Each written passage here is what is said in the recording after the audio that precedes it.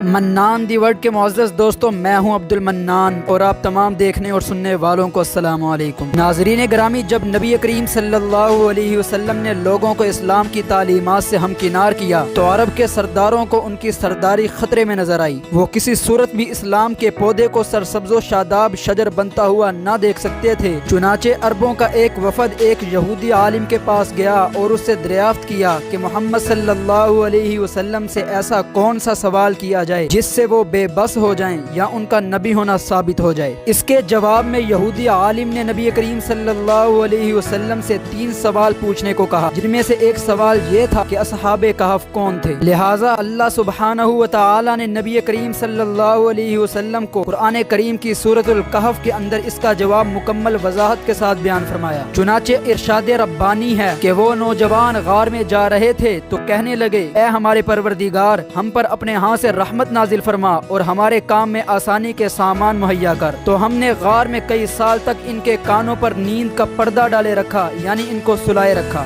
Video میں آگے بڑھنے سے پہلے تمام نئے آنے والے دوستوں سے گزارش ہے کہ چینل کو لازمی سے سبسکرائب کر دیں تاکہ آپ کو انٹرسٹنگ سٹوریز سب سے پہلے ملتی رہیں۔ ناظرین گرامی، اس واقعے کی تاریخی اعداد و شمار کے مطابق اصحاب کہف 309 سال تک سوتے رہے۔ واقعہ کچھ یوں ہے کہ یہ چند نوجوان ایک ظالم بادشاہ دقیانوس کے زمانہ میں تھے۔ یہ بادشاہ متعصب بت پرست تھا اور ظلم کے ذریعے لوگوں کو بت پرستی پر مجبور کرتا تھا۔ یہ نوجوان حق پرست تھے اور ان نوجوانوں کا تعلق عمائدین سلطنت سے تھا۔ حق سبحانہ و تعالی نے ان کو ایمان کی دولت سے نوازا تھا۔ چنانچہ جابر بادشاہ کو معلوم ہوا کہ یہ نوجوان بت پرستی چھوڑ کر اللہ سبحانہ و تعالی کی عبادت کرتے ہیں، تو اس نے ان نوجوانوں کو چند دنوں کی مہلت دی کہ وہ دین حق کو چھوڑ کر بت پرست ہو جائیں۔ چنانچہ جب یہ نوجوان دربار سے نکلے تو آپس میں مشورہ کیا اور یہ طے کیا کہ اب اس شہر میں رہنا خطرے سے خالی نہیں۔ مناسب یہ ہے کہ کسی قریبی غار میں روپوش ہو جائیں اور واپسی کے لیے مناسب وقت کا انتظار کریں۔ جب یہ نوجوان شہر سے نکلے تو ان کے ساتھ ساتھ ایک کتا بھی چلنے لگا جس کا قرآن میں ذکر ہے۔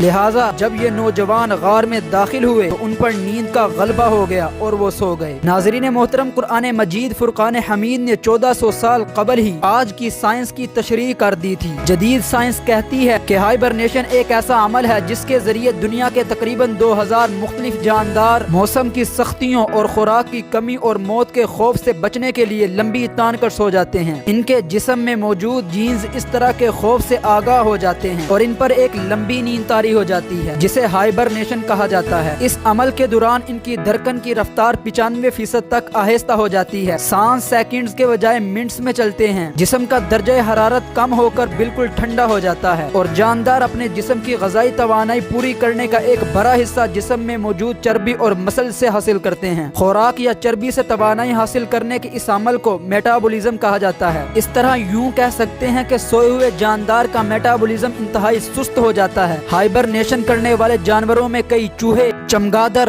گلہری، لنگوروں کی کئی نسلیں، کچھ پرندے، سانپ، کیڑے اور کئی ریچھ شامل ہیں۔ ہائبرنیشن کرنے والے جاندار خوب کھاتے ہیں تاکہ موٹے ہو کر اپنے جسم کے اندر چربی بنا لیں جو ہائبرنیشن میں توانائی دے گی۔ ہائبرنیشن سے باہر آنے کے بعد جانداروں کو شدید بھوک لگتی ہے۔ ان کا پہلا کام شکار تلاش کرنا ہوتا ہے۔ عام طور پر ہائبرنیشن سردیوں سے بچنے کے لیے ہوتی ہے کیونکہ اس دوران شکار بھی کم ہو جاتا ہے۔ آج تک کی سب سے لمبی ہائبرنیشن چمگادڑ کی ہے جو 344 دن یعنی 1 سال تک بنا کچھ کھائے پیے سوئی رہی۔ پیارے دوستو، سائنس یہ بھی ثابت کرتی ہے کہ ڈی این اے کے سیلز کے کنارے پر کروموسومز ہوتے ہیں۔ وہ سیل کی تقسیم کے وقت کم ہو جاتے ہیں اور ان کی تعداد کو لیبارٹری میں ٹیسٹ کر کے کسی جاندار کی باقی ماندہ زندگی کا اندازہ لگایا جا سکتا ہے، مگر ہائبرنیشن کے دوران ان کو انتہائی کم تیزی سے کم ہوتے دیکھا گیا ہے۔ اس سارے عمل کو اگر آسان لفظوں میں سمجھا جائے تو ہائبرنیشن کے دوران جاندار کی عمر بڑھنا بالکل رک جاتی ہے۔ ہالی ووڈ کی ایک فلم ہے جس کا نام ہے دی پیسنجر۔ اس فلم کا مختصر تھیم یہ ہے کہ 500 لوگوں اور 258 اسپیس شپ کے مزدوروں پر مشتمل ایک گروہ ایک نئے سیارے ہمیسٹے 2 پر جاتا ہے۔ سیارہ چونکہ زمین سے 120 نوری سال کے فاصلے پر واقع ہوتا ہے، اس لیے ایسا انسان جس کی عمر 70 سے 80 سال تک ہوتی ہے اس کا وہاں تک جانا مشکل ہوتا ہے۔ اس کام کے لیے سائنسدان ایسے تابوت تیار کرتے ہیں جس میں ہر شخص کو ہائبرنیٹ کر دیا جاتا ہے، جس میں ان کی زندگی انتہائی سست رفتاری کے ساتھ چلے اور یہ لوگ 120 سال کے اندر ایک نئے سیارے پر ایک نئی زندگی کے ساتھ پہنچ جاتے ہیں۔ دوسری جانب اگر ہم قرآن مجید کی سورۃ الکہف کے ان چند جملوں پر غور کریں کہ ہم نے غار میں کئی سالوں تک ان کے کانوں پر نیند کا پردہ ڈالے رکھا اور جب سورج نکلے تو تم دیکھو کہ وہ ان کے غار کے داہنی طرف سے کترا جائے اور جب غروب ہو تو بائیں طرف اتر جائے اور وہ اس کے میدان میں تھے، یہ خدا کی نشانیوں میں سے ہے اور تم ان کا خیال کرو کہ جاگ رہے ہیں حالانکہ وہ سو رہے ہیں۔ ہم ان کو دائیں اور بائیں کروٹ بدلاتے تھے اور ان کا کتا چوکھٹ پر دونوں ہاتھ پھیلائے ہوئے تھا، اگر تم ان کو جھانک کر دیکھتے تو پیٹ پھیر کر بھاگ جاتے اور دہشت میں آ جاتے، اور اس طرح ہم نے انہیں اٹھایا تاکہ آپس میں ایک دوسرے سے دریافت کریں۔ اور کہنے والے نے کہا کہ تم یہاں کتنی مدت رہے؟ انہوں نے کہا کہ 1 دن یا اس سے بھی کم۔ انہوں نے کہا جتنی بھی مدت تم رہے تمہارا پروردگار ہی اس کو خوب جانتا ہے۔ اپنے میں سے کسی کو یہ روپیہ دے کر شہر بھیجو، وہ دیکھیں کہ نفیس توانائی سے بھرپور کھانا کون سا ہے تو اس میں سے کھانا لے آئے اور آہستہ آہستہ جائے اور تمہارا حال کسی کو نہ بتائے۔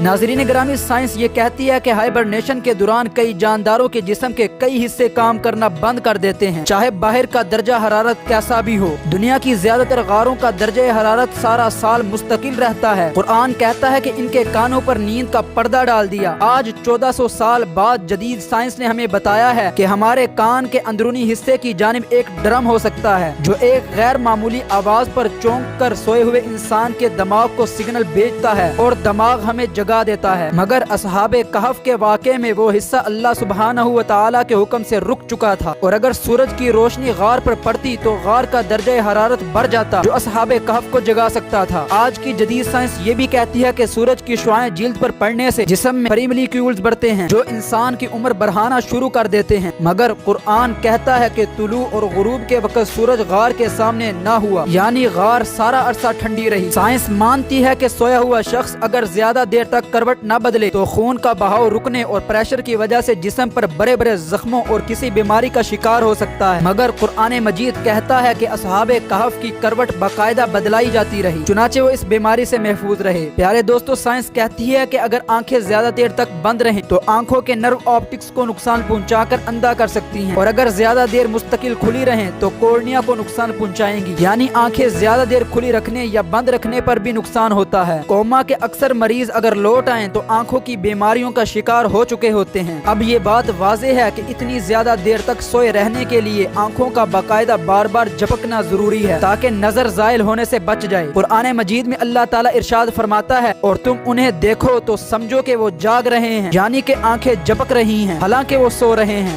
اور مارے دہشت کے پیٹ پھیر کر بھاگ جاؤ۔ ظاہر ہے کہ جب آپ کسی کو ایسے سوئے ہوئے دیکھیں گے جو آواز بھی نہ سن رہا ہو اور آنکھیں بھی جھپکا رہا ہو تو آپ خوف زدہ ہو کر بھاگ ہی جائیں گے۔ سائنس کہتی ہے کہ ہائبرنیشن کے عمل میں ایک جاندار اپنے جسم کی انرجی کا بڑا حصہ استعمال کر لیتا ہے اور پھر باہر آتے ہی شکار کی تلاش شروع کر دیتا ہے۔ قرآن مجید میں اللہ سبحانہ و تعالی ارشاد فرماتا ہے کہ جیسے ہی وہ اٹھے تو ایک نے کہا کہ بازار سے بہترین کھانا لے آؤ۔ اب ان سب نکات سے یہی ثابت ہوتا ہے کہ اصحاب کہف ہائبرنیشن کی وہ ٹیکنالوجی حاصل کر چکے تھے جو فلم دی پیسنجر میں دکھائی گئی ہے۔ ناسا نامی خلائی تحقیقاتی ادارہ بھی اس واقعے پر کام کر رہا ہے اور یہ جاننے کی کوشش میں ہے کہ کیسے اصحاب کہف 309 سال تک سوئے رہے اور زندہ بھی رہے۔ ایک اور دلچسپ حقیقت یہ ہے کہ اگر 100 شمسی سالوں کو گوگل میں لکھ کر قمری سالوں میں تبدیل کریں تو 309 سال بنتے ہیں، اور قرآن پاک کہتا ہے کہ اصحاب کہف 9 اوپر 300 سال سوئے رہے۔ ناظرین گرامی، جب یہ نوجوان سوئے تھے تو اس وقت کے ظالم بادشاہ کا نام دقیانوس تھا، لیکن جب یہ 309 سال کے بعد سو کر اٹھے تو اس بادشاہ کو مرے ہوئے صدیاں گزر گئی تھی، اور جس شہر سے یہ بھاگے تھے وہاں اب اہل حق کا قبضہ تھا، اور ان کا بادشاہ ایک نیک صالح بیدوسیس نامی شخص تھا، اور اس شہر میں ایک گروہ قیامت اور مرنے کے بعد دوبارہ زندہ ہونے پر ایمان نہ رکھتا تھا۔ بادشاہ اس گروہ کو ایمان کی دعوت دیتا، لیکن وہ مرنے کے بعد دوبارہ زندہ ہونے کے بارے میں دلیل مانگتے تھے۔ بادشاہ ان گمراہ لوگوں کے بارے میں بہت فکر مند تھا کہ کس طرح ان کے شکوک و شبہات دور کیے جائیں، چنانچہ بادشاہ نے اللہ تعالیٰ کے سامنے عاجزی سے دعا مانگی کہ خدایا آپ ہی کوئی ایسی صورت پیدا فرمائیں کہ ان لوگوں کا عقیدہ درست ہو جائے۔ دعا کے قبول ہونے کی صورت یہ ہوئی کہ اصحاب کہف بیدار ہوئے اور آپ نے ایک شخص کو جس کا نام تملیخہ تھا بازار میں کھانا لانے کے لیے بھیج دیا اور تاکید کی کہ ہمارا راز فاش نہ کیا جائے۔ چنانچہ تملیخہ نے ایک دکان سے کھانا خرید کر 300 سال پہلے کا سکہ نکال کر دکاندار کو دیا تو دکاندار حیران رہ گیا کہ یہ سکہ تمہارے پاس کہاں سے آیا۔ اس دکاندار نے وہ سکہ بازار کے دیگر دکانداروں کو بھی دکھلایا۔ سب نے یہ کہا کہ اس شخص کو کہیں سے پرانا خزانہ ہاتھ لگ گیا ہے۔ اس نے انکار کیا کہ مجھے کوئی خزانہ نہیں ملا بلکہ یہ روپیہ میرا ہے۔ یہ بات بڑھتے بڑھتے بادشاہ وقت تک پہنچی۔ بادشاہ نے تملیخہ کو حاضر ہونے کا حکم دیا۔ چونکہ بادشاہ نیک تھا اور اس کے پاس پرانے بادشاہ کی وہ تختی بھی موجود تھی جس پر اس نے اصحاب کہف کے نام لکھ رکھے تھے کہ وہ روپوش ہو چکے ہیں اور اب تک ان کا سراغ نہیں مل سکا۔ بادشاہ نے تملیخہ سے اس کا نام پوچھا تو اس نے وہی نام بتایا جو تختی پر لکھا تھا۔ بادشاہ نے تحقیقات کروائیں تو اس کو سارا واقعہ معلوم ہو گیا۔ تو بادشاہ نے اس سے کہا کہ ہمیں اپنے دیگر دوستوں سے بھی ملاؤ تاکہ ہم ان کی زیارت سے مستفید ہو سکیں۔ چنانچہ بادشاہ ایک بڑے مجمع کے ساتھ غار پر پہنچا اور جب غار کے قریب آیا تو تملیخہ نے کہا کہ آپ ذرا ٹھہریں، میں جا کر اپنے ساتھیوں کو حقیقت حال سے باخبر کر دوں تاکہ وہ گھبرا نہ جائیں۔ اس کے بعد روایات میں اختلاف ہے۔ بعض کا کہنا ہے کہ تملیخہ نے جب یہ تمام ماجرا ان کو سنایا تو وہ بہت افسردہ ہوئے اور اپنے لیے موت کی تمنا کی تو حق تعالیٰ نے ان کو اسی غار میں موت دے دی۔